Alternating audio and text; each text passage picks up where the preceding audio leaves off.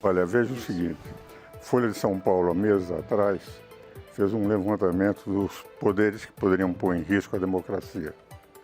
Pela primeira vez, o Supremo aparece pelo povo, estou falando do povo, entendendo que 63% da população brasileira acha que o Supremo põe em risco a democracia. Percepção do público. Percepção do público. Ok. Segundo lugar, é evidente que nós temos o Supremo, desde 2003, 7 dos ministros bons juristas que foram colocados pelo governo anterior, onde houve o petrolão e o mensalão. Isso foram realidades. Quer dizer, o Brasil foi saqueado.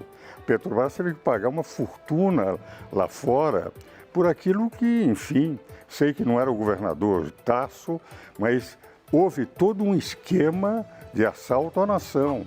Naquele momento, nós tivemos alguns ministros, como Joaquim Barbosa, Carlos Aires, que conseguiram levar.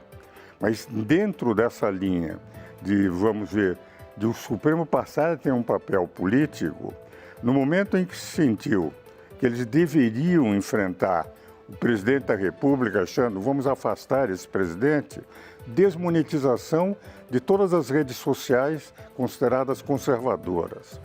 No momento em que, no caso do presidente Lula, o ministro Fachin é meu companheiro na Academia Brasileira de Direito Constitucional, grande amigo.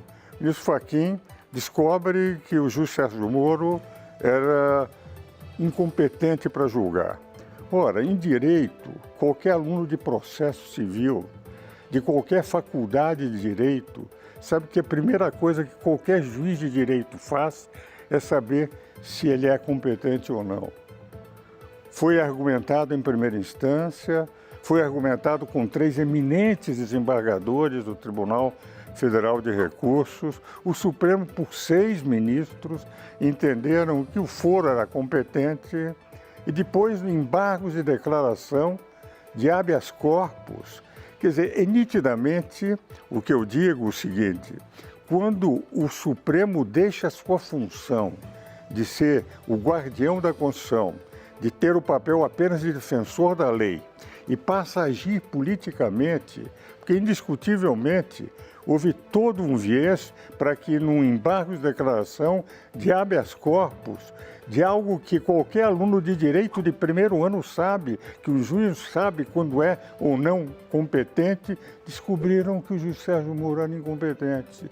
E quando o ministro Lewandowski, outro grande amigo, temos também livros escritos, como tenho com Alexandre, com Gilmar, com 7 ministros, ele declara o seguinte, que todas as provas que estavam nesses processos, eu li os processos, não poderiam ser usadas por nenhum dos juízes. Uma juíza de Brasília, como é que ela decidiu?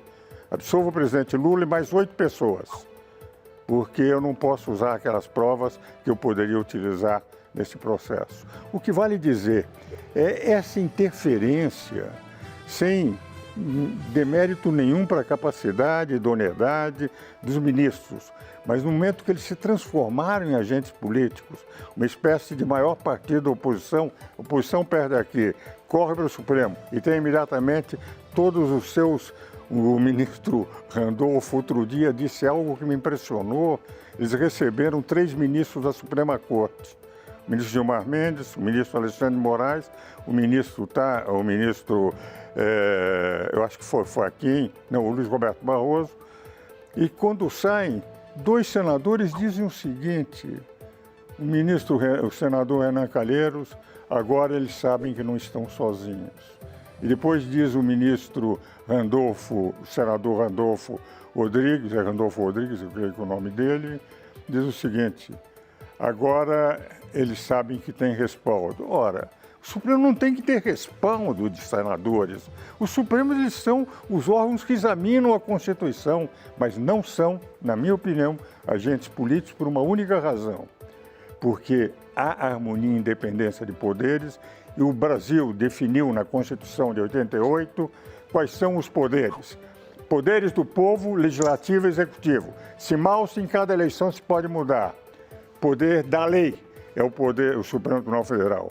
Quando o Supremo se torna também um agente político, para poder interferir no processo político, eu não estou favorável, apesar de admirar cada um dos ministros que lá estão, até porque amigos meus, tenho livros escritos com 7 deles, mas eu entendo que os poderes têm que respeitar as suas competências e os eleitores é que devem decidir em quem é que tem que votar.